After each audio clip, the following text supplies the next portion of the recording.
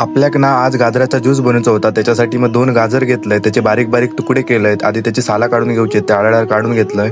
नंतर त्याच्यापेक्षा अजून बारीक तुकडे करून मग मिक्सरमध्ये टाकलंय, थोडासा पाणी टाकलंय. मग तयार केलेला सगळा मिश्रण मस्तपैकी मिक्सर का लावून घेतलं.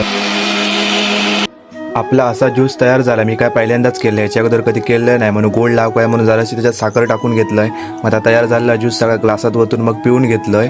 आणि काल रात्रीचे जरा वडे होते, तर मग वडे आणि चाय खाऊन घेतलंय. आणि जशी संध्याकाळ झाली तसं मी खेळात गेलोय, कारण हाली आम्ही रोज संध्याकाळी खेळता.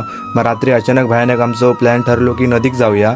मग काय जामसंड्यात गेला, हाऊस वगैरे आणून इलाव आणि इलाव नदीक. आणि पहिलीच आमका अशी बिना खळाची कुर्ली गावली, बाजूकच होती खडकावर.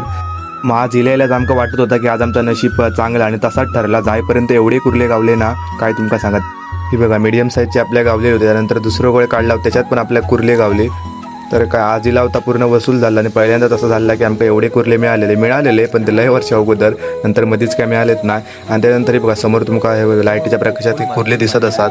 ती काय पकडतो लय प्रयत्न केला होती, नंतर गावली सुद्धा. मग रात्री आमका 11:30 वाजले घराकडे येऊ. मग इला आधी वाटणी करून घेतला आणि एक मोठी कुर्ली गावली, ती तुमका दाखवते केवढी हाती बघा. जवळजवळ 1.5 किलोची कुर्ली हा. आणि खरोखर आमचं आज नशीब खरोखर बलवत्तर तर होतं की आमच्या एवढे कुर्ले गावले.